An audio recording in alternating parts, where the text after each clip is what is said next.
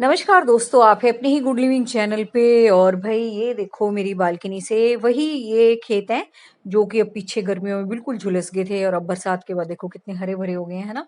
View भी यहाँ से इतना अच्छा आता है बालकनी में खड़े होके, और इतने अच्छे लगते हैं अब ये खेत। और पहले बड़ा दुख होता था, सारे सूख गए थे ना गर्मी में, लेकिन अब देखो कितने हरे भरे हो गए हैं।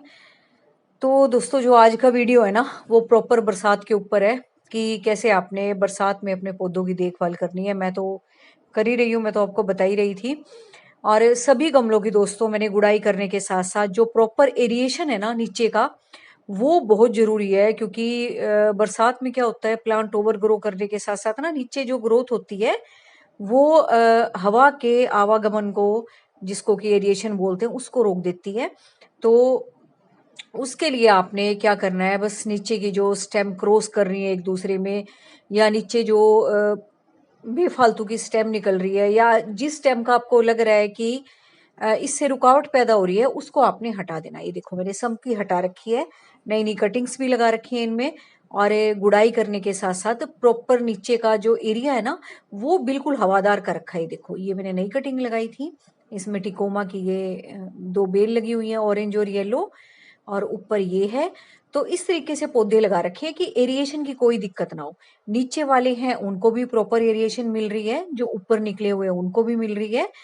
तो इस तरीके से आपने पौधे लगाने हैं कि एक पौधा दूसरे पौधे की ग्रोथ में रुकावट ना बने।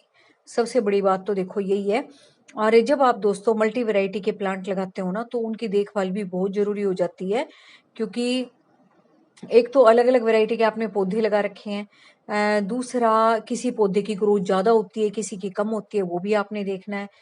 तो ये देखो बरसात के बाद गुड़ाई करने के साथ साथ ये पौधों की ग्रोथ भी खूब अच्छी होगी, और सभी के पौधों की ग्रोथ अच्छी होती है इस टाइम में, और इतनी ज्यादा ओवर ग्रो हो जाती है कि उसको हमें थोड़ा सा रोकना पड़ता है। थोड़ी सी जो डंडियां हैं, भले ही हमें कितनी अच्छी लग रही हो, हमें वो हटानी पड़ती हैं। ये देखो मैंने सारे पौधे सब बढ़िया कर रखे हैं, जो सूखी पत्तियां थी उनकी कटाई छटाई सी कर दी थी।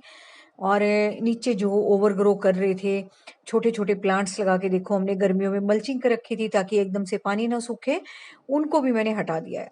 अब चलते हैं दूसरी तरफ, दूसरी तरफ भी देखो मैंने सारा काम कर दिया धीरे धीरे करके। इनमें से भी यहाँ नीचे बिल्कुल जाल सा फैला हुआ था पत्तियों का, और जाल इसलिए भी फैला हुआ था कि मैं हटा भी नहीं रही थी ताकि सूरज की रोशनी से एकदम से पानी उड़े ना गमलों में से।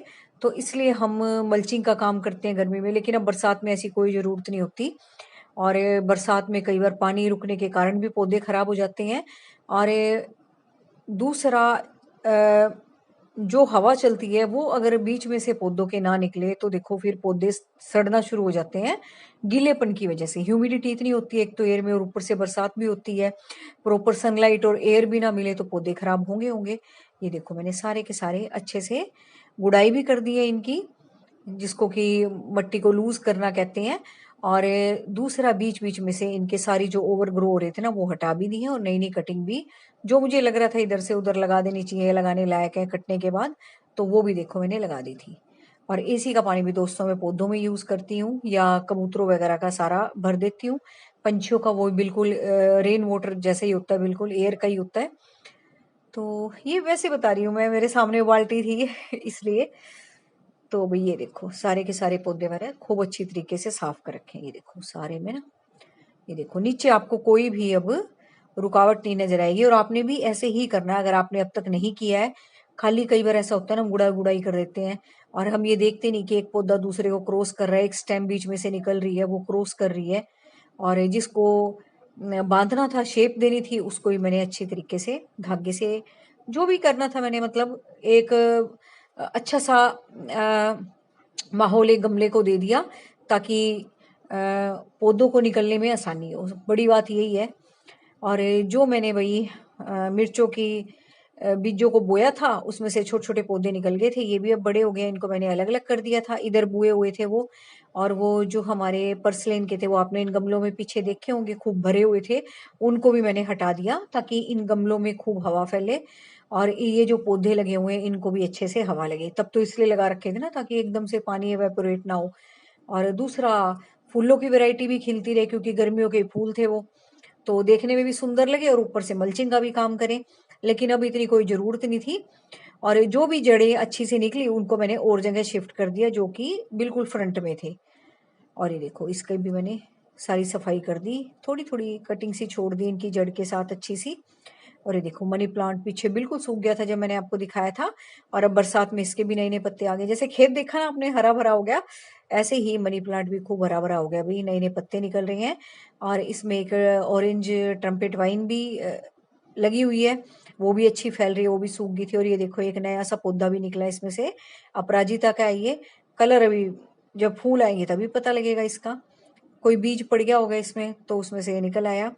और ये देखो भाई अब सारा माहौल एकदम हरा भरा हो गया बरसात के मौसम में, नहीं तो सारे पौधे गर्मी में ऐसे सूख से गए थे। और ये तो मैंने आपको पीछे दिखाया था खेत का एरिया, बिल्कुल ही सूखा सा हो गया था। और अब देखो देखने में कितना अच्छा लग रहा है ना, घर में भी अंदर भी इतनी हरियाली, आसपास भी, और दूर तक देखो तो भी इतनी हरियाली, बड़ा अच्छा लगता है हरे भरे वातावरण में। और दोस्तों